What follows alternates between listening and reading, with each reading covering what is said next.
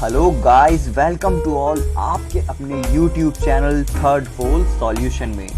आज बड़े ही लंबे समय के बाद फिर से आ गया हूं मैं आपके बीच 2024-25 सत्र के 8th ग्रेड अभ्यास पुस्तिका सामाजिक विज्ञान कक्षा 6 को लेकर। आज हम हल करेंगे सामाजिक विज्ञान कक्षा 6 के 8th ग्रेड अभ्यास पुस्तिका के पहले भाग यानी कि हमारे अतीत एक इतिहास को।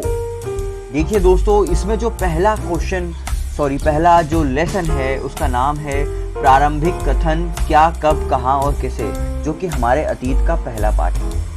हम हमारे अतीत से लेकर शुरू करेंगे, उसके बाद में पृथ्वी हमारा आवास से कंप्लीट करेंगे, उसके बाद में सामाजिक एवं राजनीतिक जीवन। इस तरह से पूरी की पूरी कक्षा 6 8th ग्रेड हम हल करने वाले हैं। हमारी इस सीरीज में सारे के सारे लेक्चर्स को हल किया जाएगा। चलिए दोस्तों, शुरू करते हैं बिना किसी देरी के। अध्याय 1 हमारा अतीत, जिसका नाम है प्रारंभिक कथन क्या, कब, कहाँ और कैसे। दोस्तों, इसका जो पहला प्रश्न है वो इस प्रकार है, भारत में लगभग 8000 वर्ष पूर्व किन फसलों को उपजाना प्रारंभ कर दिया गया था। इसका उत्तर है दोस्तों ऑप्शन बी, गेहूं और जौ को। प्रश्न नंबर 2 देखते हैं मित्रों। प्रश्न नंबर 2 है, प्राचीन भारत में सामान्य जन द्वारा कौन सी भाषा सामान्य रूप से प्रयोग की जाती थी। इसका उत्तर है ऑप्शन ए, संस्कृत भाषा। प्रश्न नंबर 3 पर आते हैं मित्रों। पांडुलिपियों, अभिलेखों तथा पुरातत्व से प्राप्त जानकारियों के लिए इतिहासकारों द्वारा किस शब्द का उपयोग किया जाता था। इसका उत्तर है ऑप्शन बी, स्रोत। दोस्तों, चलते हैं बिना किसी देरी के ऑप्शन नंबर 4 पर। गंगा नदी के दक्षिण में विशाल प्राचीन राज्य था। इसका उत्तर है ऑप्शन ए, मगध। प्रश्न नंबर 5, ताड़पत्रों से बनी पांडुलिपि लगभग कितने वर्ष पहले लिखी गई थी। इसका उत्तर है दोस्तों ऑप्शन डी, लगभग 1000 वर्ष पहले। मित्रों, अगले प्रश्न पर चलते हैं, जिसमें हमें प्रश्न नंबर 6 रिक्त स्थान की पूर्ति कीजिए को हल करना है। इसका पहला रिक्त स्थान है ऑप्शन ए, ईसा पूर्व और ईसवी का संबंध ईसा मसीह के जन्म से है। बी है, इंडिया शब्द इंडस से निकला है, जिसे संस्कृत में सिंधु कहा जाता है। ऑप्शन सी, सतपुड़ा तथा विंध्य पहाड़ियों के बीच से होकर नर्मदा नदी बहती है। डी, लगभग 1000 वर्ष पहले किताब बनाने के लिए ताड़ के पत्तों का उपयोग किया जाता था। ई, कृषि का आरंभ लगभग 8000 वर्ष पूर्व हुआ। प्रश्न नंबर 7 पर आते हैं। अतीत के बारे में हम कैसे जान सकते हैं। इसका उत्तर है, अतीत की जानकारी हम कई तरह से प्राप्त कर सकते हैं, जिनमें पांडुलिपि, मैन्युस्क्रिप्ट यानी कि प्रमुख है। इसके अलावा प्राचीन अभिलेखों का अध्ययन करके प्राचीन नगरों से प्राप्त पात्रों, सिक्कों पर बने चित्रों के माध्यम से अतीत के बारे में जान सकते हैं। प्रश्न नंबर 8 देखते हैं दोस्तों। हमें वर्तमान की घटनाओं की जानकारी किन किन साधनों से प्राप्त होती है।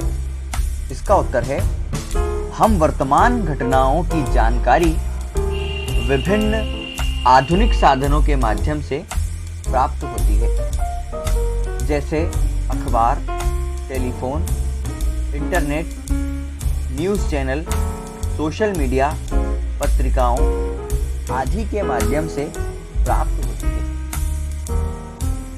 प्रश्न नंबर 9 मित्रों, पांडुलिपि से क्या आशय है। इसका उत्तर है, अतीत में लिखी गई पुस्तकें हाथ से लिखी होने के कारण पांडुलिपि कहलाती हैं। अंग्रेजी में पांडुलिपि के लिए प्रयुक्त होने वाला मैन्युस्क्रिप्ट शब्द लैटिन शब्द मेनू, जिसका अर्थ हाथ से है, निकला है। ये पांडुलिपि प्रायः ताड़पत्रों या हिमालय क्षेत्रों में उगने वाले भुर्ज नामक पेड़ की छाल से विशेष तरीके से तैयार भोजपत्र पर लिखी मिलती है। तो ये आपका प्रश्न नंबर 9 कंप्लीट हो गया बच्चों। चलते हैं प्रश्न नंबर 10 पर। शिलालेख एवं अभिलेख में क्या अंतर है? इसका उत्तर है अभिलेख अधिकांशतः स्तंभों, ताम्रपत्रों, मुद्राओं, पात्रों, मूर्तियों आदि पर खुदे हुए मिलते हैं। इन्हें राजाओं के संदेशों को जनमानस तक पहुंचाने हेतु प्रमुख रूप से लिखा जाता था, जबकि बड़ी बड़ी शिलाओं अथवा चट्टानों पर उकेरी गई आकृतियां तथा संदेशों को शिलालेख कहा जाता है, जो तात्कालिक सामाजिक स्वरूप का वर्णन करती हैं। प्रश्न नंबर 11। प्राचीन काल में लोग यात्रा किस प्रकार व क्यों करते थे? इसका उत्तर है प्राचीन काल में लोग भिन्न भिन्न कारणों से यात्रा करते थे। कभी लोग काम की तलाश में, कभी प्राकृतिक आपदाओं के कारण, कभी व्यापारी अपनी व्यापारिक प्रयोजनों हेतु तथा धार्मिक गुरु लोगों को शिक्षा व सलाह देने हेतु एक स्थान से दूसरे स्थान तक यात्रा किया करते थे। लोग पैदल, घोड़े, बैलगाड़ी, पानी के जहाज आदि के माध्यम से अपनी यात्रा पूरी किया करते थे। मित्रों, अगला प्रश्न है प्रश्न नंबर 12। सहायक नदी किसे कहते हैं? गंगा की सहायक नदियों के नाम लिखिए। इसका उत्तर है सहायक नदी वे नदियां होती हैं जो उद्गम से निकलकर बहती हुई किसी एक बड़ी नदी में मिल जाती हैं। गंगा की सहायक नदियां निम्न हैं: यमुना, सोन, चंबल, सरयू, गंडक, कोसी, रामगंगा आदि। चलते हैं बच्चों प्रश्न नंबर 13 पर। प्रश्न नंबर 13 है पुरातत्वविद किसे कहते हैं? वे किन चीजों का अध्ययन करते हैं?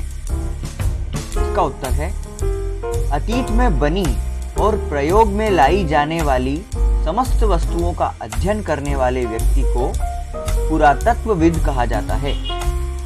पुरातत्वविद पत्थर और ईंट से बनी इमारतों के अवशेषों, चित्रों तथा मूर्तियों का अध्ययन करते हैं।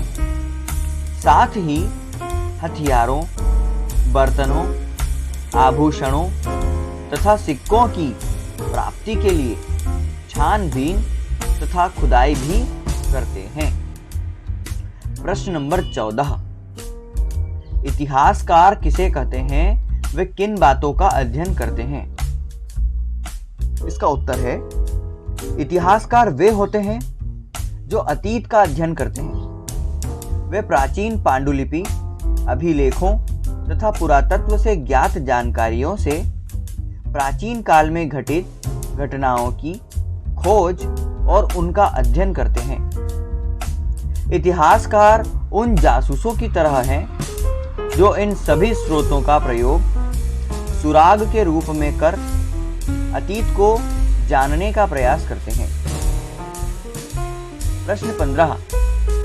कॉमन एरा तथा बिफोर कॉमन एरा से क्या आशय है? लिखिए। उत्तर है कॉमन एरा कभी कभी कुछ तिथियों के पहले एडी लिखा होता है।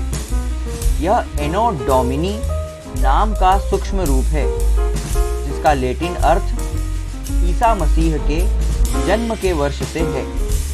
इसी को कॉमन एरा या C.E. कहते हैं। Before common era Isa Masih के जन्म से पहले के समय को बिफोर क्राइस्ट कहा जाता है। इसी को बिफोर कॉमन एरा या BCE कहा जाता है। चलिए बच्चों, आते हैं प्रश्न नंबर 16 पर। दिए गए रेखा मानचित्र में निम्नलिखित को दर्शाएं। गंगा नदी, ब्रह्मपुत्र नदी, पूर्वी व पश्चिमी घाट, सतपुड़ा व विंध्याचल पहाड़ियाँ, थार मरुस्थल, गारो पहाड़ियाँ। देखते हैं बच्चों कहाँ कहाँ स्थित है। सबसे पहले हम मानचित्र पर आते हैं और देखते हैं हमने कहाँ कहाँ दर्शाने का प्रयास किया। हमने गंगा नदी को दर्शाया है लाल लाइन से, जो आप देख सकते हैं। उसके साथ ही उसकी सहायक नदियाँ जैसे यमुना, चंबल, सोन, ब्रह्मपुत्र, इनको भी दर्शाने की कोशिश करी। थार मरुस्थल जो कि गुजरात में है, लाल रंग से लिखा गया है। विंध्याचल और सतपुड़ा जो कि मध्य प्रदेश में स्थित है, इनके मध्य से नर्मदा माता या नर्मदा नदी होती हुई गुजरती हुई दिखाई गई। ब्रह्मपुत्र नदी के पास ही गारो जनजाति दिखाई गई है। इस प्रकार प्रश्न 16 भी कंप्लीट हुआ। प्रश्न 17 जिसमें आपको प्रोजेक्ट वर्क किया गया है। आपके घर में कुछ पुराने बर्तन व औजार हों तो उन्हें ढूंढो एवं अपने माता पिता या दादा दादी की सहायता से इन बर्तनों के नाम, इनका आकार तथा उनमें प्रयुक्त धातु का नाम लिखें तथा उनके चित्र पृथक कागज पर बनाइए। दोस्तों ये आप, मुझे आशा है कि स्वयं कर लेंगे, इसलिए ये मैंने नहीं कराया। वीडियो अच्छा लगा हो, आपको मदद मिल रही हो तो लाइक करें, सब्सक्राइब करें और दूसरों के साथ शेयर भी करें। अगले वीडियो के लिए मुझे मैसेज करें, कोई सुझाव हो, और अगर आप चाहते हैं कि मैं ऐसे वीडियो बनाते रहूं तो मुझे मैसेज करें। ठीक है दोस्तों, मिलते हैं अगले वीडियो के साथ। तब तक के लिए धन्यवाद।